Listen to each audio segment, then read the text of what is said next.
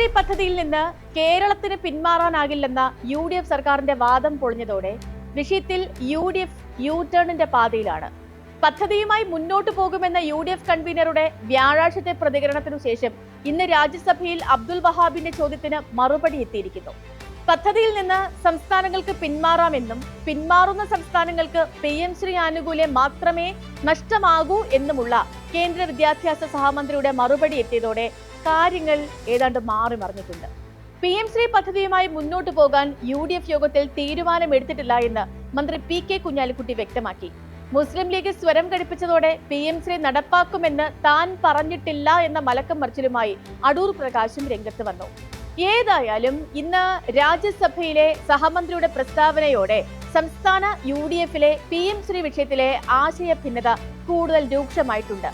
ഉപസമിതി റിപ്പോർട്ട് വന്നിട്ടില്ലാത്തതിനാൽ അതിനുശേഷം എല്ലാം തീരുമാനിക്കുമെന്ന നിലപാടിൽ അഭയം തേടുകയാണ് UDF. ഈ വിഷയം തന്നെയാണ് ഇന്ന് സ്പോട്ട്ലൈറ്റും പരിശോധിക്കുന്നത്. UDF-ൽ കലഹശ്രീ. PM ശ്രീ പദ്ധതിയിൽ നിന്ന് കേരളത്തിന് പിന്മാറാനാകില്ലെന്ന UDF സർക്കാരിന്റെ വാദം പൊളിച്ചത് UDF-ന്റെ MP-മാർ ചേർന്നാണെന്ന് പറഞ്ഞാൽ അധികമാവില്ല. മുസ്ലിം ലീഗ് MP അബ്ദുൽ വഹാബും കോൺഗ്രസ് MP ജബി മേത്തറിന്റെയും ചോദ്യങ്ങൾക്ക് കേന്ദ്ര വിദ്യാഭ്യാസ സഹമന്ത്രി ജയന്ത് ചൗധരി രാജ്യസഭയിൽ മറുപടി പറഞ്ഞതോടെയാണ് ഈ PM ശ്രീ വിഷയത്തിൽ പൊതുസമൂഹത്തിന് വ്യക്തത വന്നത്. അത് UDF-ന് സമ്മാനിച്ചതോ കടുത്ത പ്രതിസന്ധിയും. പദ്ധതിയിൽ നിന്ന് സംസ്ഥാനങ്ങൾക്ക് പിന്മാറാമെന്നാണ് കേന്ദ്ര സർക്കാർ രാജ്യസഭയിൽ വ്യക്തമാക്കിയത്. പദ്ധതിയിൽ നിന്നും പിന്മാറുകയോ ധാരണാപത്രത്തിൽ ഒപ്പിടുകയോ ചെയ്യാത്ത സംസ്ഥാനങ്ങൾക്ക് ആനുകൂല്യങ്ങൾ ലഭിക്കില്ലെന്ന് മാത്രമാണ് പ്രശ്നമെന്നും കേന്ദ്രം പറയുന്നു. PM ശ്രീ പദ്ധതിയിൽ നിന്ന് സംസ്ഥാനങ്ങൾക്ക് പിന്മാറുകയോ ഒപ്പിടാതിരിക്കുകയോ ചെയ്യാം.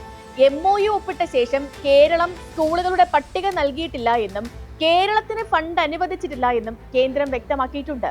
പിന്മാറാനാകാത്ത ധാരണാപത്രത്തിലാണ് LDF സർക്കാർ ഒപ്പുവച്ചതെന്നായിരുന്നു PM ശ്രീ പദ്ധതിയുമായി മുന്നോട്ടു പോകാൻ മുഖ്യമന്ത്രി VD സതീശനും വിദ്യാഭ്യാസ മന്ത്രി N ഷംസുദ്ദീനും പറഞ്ഞിരുന്ന ന്യായങ്ങൾ. ഇതേ കാരണം പറഞ്ഞാണ് കഴിഞ്ഞ ദിവസം ചേർന്ന UDF യോഗവും PM ശ്രീക്ക് പച്ചക്കൊടി കാട്ടിയത്. എന്നാൽ UDF MP-മാർ പാർലമെന്റിൽ ഉന്നയിച്ച ചോദ്യങ്ങൾക്ക് കേന്ദ്രം നൽകിയ മറുപടി മുന്നണിയെ തന്നെ വെട്ടിലാക്കി. കേരളം PM ശ്രീ നടപ്പാക്കിയിട്ടില്ല എന്നായിരുന്നു ജബി മേത്തറിന്റെ ചോദ്യത്തിന് നൽകിയ മറുപടി. അതായത് ഇതുവരെ UDF നിരത്തിയ വാദങ്ങൾക്ക് നേർ വിപരീത വെളിപ്പെടുത്തലാണ് രാജ്യസഭയിൽ ഉണ്ടായത്. കേന്ദ്രത്തിന്റെ മറുപടി UDF-നെതിരെ ആയുധമാക്കുകയാണ് LDF. എന്തിന് രാജ്യസഭയിൽ അബ്ദുൽ വഹാബും ജബി മേത്തറും വിഷയം ഉന്നയിച്ചു എന്ന ചോദ്യം ഇനിയും ബാക്കിയുമാണ്. ഇടതു സർക്കാർ കാലത്ത് PM ശ്രീ നടപടികൾ തുടങ്ങിയിരുന്നോ എന്ന് സ്ഥാപിക്കലാണോ NDA സർക്കാരുമായുള്ള പാലമായി വർത്തിച്ചു എന്ന ബ്രിട്ടാസിനെതിരായ മുൻ ആരോപണം കടുപ്പിക്കലാണോ ഈ ചോദ്യത്തിന് പിന്നിലെന്ന കാര്യം വ്യക്തമല്ല. ഏതായാലും ഇടതുമുന്നണിക്ക് കൃത്യസമയത്ത് കിട്ടിയ വലിയ സമ്മാനമായി പോയി രാജ്യസഭയിൽ നിന്നുള്ള മറുപടിയെന്ന് പറയാതെ വയ്യ. 2023 മുതൽ 4 സാമ്പത്തിക വർഷങ്ങളിൽ പദ്ധതി പ്രകാരം ഫണ്ട് ലഭിച്ച സംസ്ഥാനങ്ങളുടെയും കേന്ദ്രഭരണ പ്രദേശങ്ങളുടെയും പട്ടികയും രാജ്യസഭ മറുപടിയിൽ ഉൾപ്പെടുത്തിയിട്ടുണ്ട്. ഇതിലും കേരളമില്ല. കേരളത്തിന് 2025-26 വർഷത്തിൽ അനുവദിച്ചതായി പറയുന്ന 99.27 കോടി രൂപ PM ശ്രീ പദ്ധതി നടപ്പിലാക്കിയതിന്റെ ഭാഗമായി കിട്ടിയതല്ല. അത് കുട്ടികളുടെ അവകാശങ്ങളുമായി ബന്ധപ്പെട്ട സമഗ്ര ശിക്ഷാ പദ്ധതിയുടെ വിഹിതം മാത്രമാണെന്നും രേഖകൾ വ്യക്തമാക്കുന്നുണ്ട്. സുപ്രീം കോടതിയെ സമീപിച്ച ശേഷമാണ് തമിഴ്നാടിന് പിറകെ സംസ്ഥാനത്തിനു കൂടി ഈ തുക അനുവദിച്ചത്. PM ശ്രീ പദ്ധതി ഇനി തമിഴ്നാടും കേരളവും മാത്രമേ നടപ്പിലാക്കാൻ ബാക്കിയുള്ളൂ. പശ്ചിമ ബംഗാൾ നടപ്പിലാക്കില്ലെന്ന് അറിയിച്ചിരുന്നുവെങ്കിലും BJP-യുടെ പുതിയ സർക്കാർ പദ്ധതി നടപ്പിലാക്കാനുള്ള നടപടികളിലാണ്. കോൺഗ്രസ് ഭരിച്ചുകൊണ്ടിരിക്കുന്ന സംസ്ഥാനങ്ങളിലാകട്ടെ PM ശ്രീ നേരത്തെ തന്നെ നടപ്പാക്കിയിട്ടുമുണ്ട്. ആം ആദ്മി പാർട്ടി അധികാരത്തിൽ വന്നപ്പോൾ MOU ഒപ്പിട്ട പഞ്ചാബ് സർക്കാർ PM ശ്രീ നടപ്പാക്കില്ലെന്ന് അറിയിച്ചിരുന്നുവെങ്കിലും സർവശിക്ഷാ ഫണ്ട് മുടങ്ങിയതോടെ തിരികെ ഈ പദ്ധതിയിൽ പ്രവേശിച്ചു. 2022-23 മുതൽ സമഗ്ര ശിക്ഷാ ഫണ്ടിൽ കേരളത്തിന് ലഭിക്കേണ്ടിയിരുന്ന 1160.52 കോടി രൂപ മുടങ്ങിയതായാണ് കണക്കുകൾ വെളിപ്പെടുത്തുന്നത്. പദ്ധതി തുടരുന്നതുമായി ബന്ധപ്പെട്ട് രൂപീകരിച്ച മന്ത്രിസഭാ ഉപസമിതിയുടെ റിപ്പോർട്ട് സമർപ്പിച്ചതിനു ശേഷം മന്ത്രിസഭയിൽ ചർച്ച ചെയ്യാനാണ് തീരുമാനം. എന്നാൽ മന്ത്രിസഭാ ഉപസമിതിയിലെ ഭിന്നത കാരണം ഈ റിപ്പോർട്ട് ഇതുവരെ സർക്കാരിലേക്ക് എത്തിയിട്ടില്ല. PM ശ്രീ പദ്ധതിയിൽ കഴിഞ്ഞ സർക്കാർ ഒപ്പുവെച്ചതുകൊണ്ട് തന്നെ പിന്മാറാൻ കഴിയില്ല എന്നും മുന്നോട്ട് പോകുമെന്നുമാണ് കൺവീനർ അടൂർ പ്രകാശും നേരത്തെ മുഖ്യമന്ത്രി VD സതീശനും UDF നേതാക്കളും ഒക്കെ ആവർത്തിച്ചത്. കേന്ദ്ര സർക്കാരിൽ നിന്നുള്ളത് നമുക്ക് അവകാശപ്പെട്ട ഫണ്ടാണെന്നും അത് ഏറ്റുവാങ്ങുക എന്നുള്ളത് സർക്കാരിന്റെ ഉത്തരവാദിത്തമാണെന്നും നേതാക്കൾ ആവർത്തിച്ചു പറഞ്ഞു. മുസ്ലിം ലീഗും ഏറെക്കുറെ ആ നിലപാടിലെത്തിയിരുന്നു. വ്യവസ്ഥകൾ മുഴുവനായും നടപ്പാക്കില്ല, മറിച്ച് ഇളവ് തേടുമെന്ന് UDF പറയുമ്പോഴും മുസ്ലിം ലീഗ് വിദ്യാഭ്യാസ വകുപ്പ് കൈകാര്യം ചെയ്യുമ്പോൾ PMC നടപ്പിലാക്കേണ്ടി വരുന്നത് പാർട്ടിയെ സംബന്ധിച്ച് കനത്ത തിരിച്ചടിയാണ്.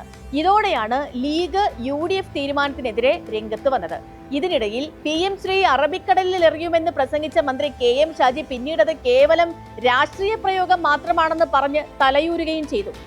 UDF യോഗം PM ശ്രീ ചർച്ച ചെയ്തില്ലെന്നും അജണ്ടയിൽ പോലും ഉണ്ടായിരുന്നില്ല എന്നും കുഞ്ഞാലിക്കുട്ടി വ്യക്തമാക്കി. നിലപാടെടുക്കുക ഉപസമിതി റിപ്പോർട്ട് വന്നതിന് ശേഷമാണെന്നും കുഞ്ഞാലിക്കുട്ടി പറഞ്ഞു. ഏതായാലും ഈ വിഷയത്തിൽ മുസ്ലിം ലീഗ് സ്വരം ഘടിപ്പിച്ചതിനാലാണ് കോൺഗ്രസിന്റെ മലക്കം മറിച്ചിലെന്ന കാര്യം വ്യക്തമാണ്. വിദ്യാഭ്യാസം ഭരണഘടനയുടെ കൺകറന്റ് ലിസ്റ്റിൽ ഉള്ളതാണെങ്കിലും ഈ പദ്ധതി പൂർണ്ണമായും കേന്ദ്രത്തിന്റെ നയങ്ങൾക്കനുസരിച്ചാണ് പ്രവർത്തിക്കുക. ദേശീയ വിദ്യാഭ്യാസ നയം 2020 രാജ്യത്ത് മാതൃകാപരമായി നടപ്പിലാക്കാനാണ് കേന്ദ്ര സർക്കാർ PM ശ്രീ കൊണ്ടുവന്നത്. കരിക്കുലത്തിലെ നിയന്ത്രണമാണ് LDF സർക്കാരിന്റെ കാലത്ത് 2025 ഒക്ടോബർ 16 ധാരണാപത്രം ഒപ്പുവെച്ചപ്പോൾ ഉന്നയിച്ച പ്രധാന ഉപാധി. പദ്ധതി നടപ്പിലാക്കുമ്പോൾ സാമ്പത്തിക ബാധ്യതയുടെ 40% സംസ്ഥാനങ്ങൾ വഹിക്കേണ്ടതുണ്ട്. അതായത് നിലവിൽ 60:40 അനുപാതമാണ് നിശ്ചയിച്ചിട്ടുള്ളത്. പണം മുടക്കുന്നത് സംസ്ഥാനങ്ങൾ കൂടിയാണെങ്കിലും സ്കൂളുകളുടെ നടത്തിപ്പിലോ അതല്ലെങ്കിൽ നയരൂപീകരണത്തിലോ സംസ്ഥാനങ്ങൾക്ക് സ്വതന്ത്രമായൊരു അധികാരമില്ല. പദ്ധതി അവസാനിക്കാൻ ഇനി മാസങ്ങൾ മാത്രമേ ബാക്കിയുള്ളൂ. അപ്പോൾ ഈ ഒരു കാലയളവിനു ശേഷം പൂർണ്ണമായും പദ്ധതി സംസ്ഥാനം ഏറ്റെടുക്കേണ്ടി വരും. വലിയ ബാധ്യതയാണ് ഇത് സൃഷ്ടിക്കുന്നത്. ഈ പദ്ധതി നടപ്പിലാക്കിയാൽ മാത്രമേ മറ്റ് വകുപ്പുകളിലെ കേന്ദ്ര ഫണ്ടുകൾ വിട്ടു നൽകൂ എന്ന നിബന്ധനയാണ് സംസ്ഥാനത്തിന് മുന്നിലെ വലിയ പ്രതിസന്ധി. കേന്ദ്ര വിദ്യാഭ്യാസ സഹമന്ത്രിയുടെ പാർലമെന്റിലെ വെളിപ്പെടുത്തലോടെ PM ശ്രീ പദ്ധതിയിൽ UDF സർക്കാരിന്റെ പ്രതിരോധ വാദങ്ങളാണ് പൊളിഞ്ഞടുങ്ങിയത്. മുൻ LDF സർക്കാർ ഒപ്പിട്ട കരാറിന്റെ പേര് പറഞ്ഞ് പദ്ധതി നടപ്പാക്കാൻ ശ്രമിച്ച കോൺഗ്രസ് നേതൃത്വത്തിന് രാജ്യസഭയിലെ കേന്ദ്ര മറുപടിയും സ്വന്തം മുന്നണിയിലെ മുസ്ലിം ലീഗിന്റെ ശക്തമായ എതിർപ്പും ഇരട്ടപ്രഹരമായി ഭവിച്ചു.